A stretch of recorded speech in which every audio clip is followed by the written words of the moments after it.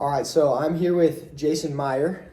He's a really good friend of mine, and it's been awesome to get to know him and a little bit about his career and what he does. He started a few different companies and now works in private equity, and I'm very excited to be here with Jason. Thank you so much, Jason, for doing this for Pleasure. me. And yeah, to start off, I wanted to hear a little bit more about what has your career path looked like. You graduated from BYU Law School, is that correct? Yep. And how has this affected your career path, and how did you end up where you are now? Okay. So I had probably a different career path than standard law school. I didn't go to a law firm out of law school. I went to a bank in New York. So I went into investment banking, and when I was in New York, I liked the investment side better than the legal side, and so you could kind of go either path, and I went the investment route at the bank. So I did that for 4 years, and that bank moved me back to Seattle, where I'm from, and they opened an office there. And when I was in Seattle, I transitioned from the bank to work directly for a client who was making private investments, so buying companies. So it was a family office, and while I was working there, I had the idea to start Thrift Books. So I had some free time, so I started it on the side in my apartment, and then do you want all this? Do you want all the story of that? Yeah. So it was the early days of the internet. It was 2002, and a friend of mine was a computer programmer. He actually had a different idea for some software. The internet existed, but not like it does today. And his idea was to write some software that enabled you to price comparison. So back then there were Palm Pilots, and his idea was, let's write software so you can go into Office Max and scan a barcode for a printer or whatever you want to buy, and then go onto the internet and use the barcode to tell you what the item was, and then search the internet for a better deal. Oh, wow. So that was the original idea. We started doing that and then realized, it would make more sense to just sell something online and just be the cheapest. Yeah. So we, long story, but this was Seattle, Amazon was there. Amazon at the time didn't allow anybody else to sell products on Amazon like they do now. So we started buying used books from Goodwill and charities, and it was more of a test to see if we could sell books on the internet and then undercut everyone else's prices. But it took off. Wow. So it grew to become a big business, and still does the same thing. It partners with charities, takes books, and shares the revenue with the charities. People donate books to Deseret Industries or Goodwill or Savers or any number of charities, and then we gather those books into warehouses, sort them, and either pay the charity up front or share the revenue on the sale of the book. Wow, that's really cool. So you started at Thrift Books was one of your first businesses that you started, right? Yep. And that was bought out, or what? Yeah. So a private equity company out of California bought Thrift Books in 2012. Wow. Yeah. That's really cool. And now what do you do now? What is your job like now? Yep. And maybe if you could tell us a little bit about private equity and what does that entail? So we do something a little different. We lend to businesses or private equity companies that are buying companies or buying real estate.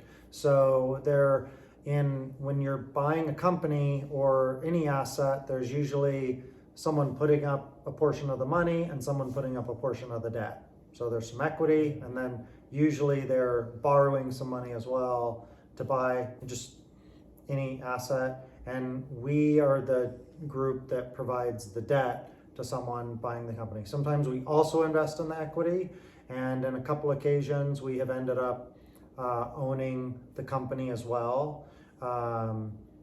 Sometimes for a bad reason, sometimes for a good reason. So, but we are a lender. Okay. So, yeah. And your company name is Okoa Capital? Yeah. Is that correct? Yep. Okoa is a Hawaiian word for, it means unique.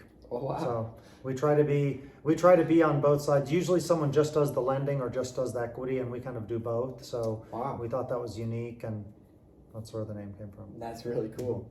Thank you for sharing. And I found it really interesting what it takes to start a company, right? How does starting a company really work? How did it work with thrift books, and what does that look like with private equity now? So for us, the reason we decided to invest in companies rather than start another one is that we found that going from zero, from just an idea, which we did with thrift books, it was something that wasn't being done at all when we started it. It's hard to believe that it was before you could sell anything on Amazon. It was that early. To now that that was so difficult to get from zero to it took us 7 years to become profitable, and then another few years to really grow it and sell the company, that we didn't want to do that again. What we realized is where we loved, the part of building a business we loved was once a company became profitable or nearly profitable, and then growing it to a decent size. That's the part that we loved. Wow. The early stage startup, and some people love that, but for us, we enjoyed the next phase, and we went through, it was such a difficult process to go the first 5 years of going from zero to, what I would say is maybe $5 or $6 million in revenue and being a profitable business. That's so difficult. Wow. And that we liked the next phase better. So when we sold the company, we thought, let's go find businesses that are thrift books 5 years in, and are profitable, but they don't have enough money to become, have $5 million in profit. And so that's where we started looking. Wow. That's really cool. Thank you so much for telling us a little more about your career and the experience and starting a company and private equity. That's really cool. And yeah, as you can see, Jason has a lot of really cool experience. Very, very cool, and had a lot of great successes. And I'm sure, with successes comes challenges. If you would maybe be willing to be a little vulnerable and share a learning experience from your career, or a mistake, or something that really stands out to you. Yeah, there are so many mistakes. I think for me, there are different ones for other people. For me, starting a business with not enough money, underestimating how long it will take to become profitable, underestimating how long it takes to grow a business. A 2-year plan becomes a 7-year plan. Wow. Not understanding how financials work in a business. Mistaking revenue for profit. Made all those mistakes. But I think the most important thing for me was keeping a what I would kind of call a business journal, making sure that you only make your mistakes once or twice. And so write down your lessons. I have a document I just called Jason's Rules of Business, and it's just, I'll share it with you. It will mean nothing, right? Every one of them means something to me because I paid a lot of money to learn one or two sentences. And I think several years into my career, I had these mantras I would always say, and Marin, my wife, said, you should just write a book. And it's not a book for anybody else. Just write down the lessons you learn, whether they're a mistake you made or something you learned that made sense, so that you start creating your own rules that Wow. you want to follow. I think Wow. that's been very important to me. Wow, that's really cool. And I love that advice too. That's really, really great advice. And maybe the last question I had is, how did you get into private equity? I mean, you have a law degree. How did you get into that, and what does it take to be in investing in a company like you're in now? Well, my first job out of law school was at an investment bank. Okay. So I went into investing right out of school, and then had a little detour to build this company. And when I got out of it, I went right back to investing. I loved building the company, and it was a great experience.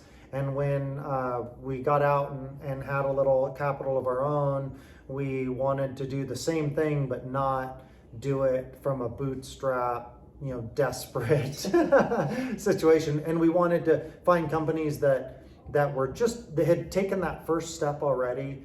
So that's how I got into it. I think the more typical route is to go right to a private equity fund or something like that. But or my path was a little different. Wow, very, very cool. Thank you so much for sharing with us today. And maybe one last thing, if you had any other advice for a freshman that's just starting out business school.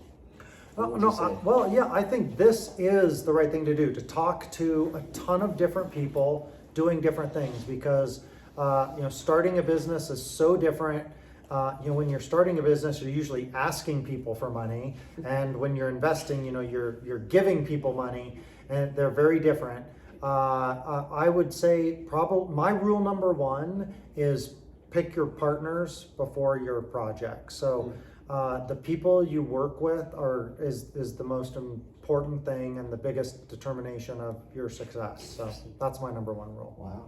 Awesome. Thank you so much, Jason. You bet. I've really enjoyed pleasure. the time with you today, and thank you for telling me more about your career and You bet. everything. Thank you so You much. bet. Pleasure. Yeah. You bet. All right.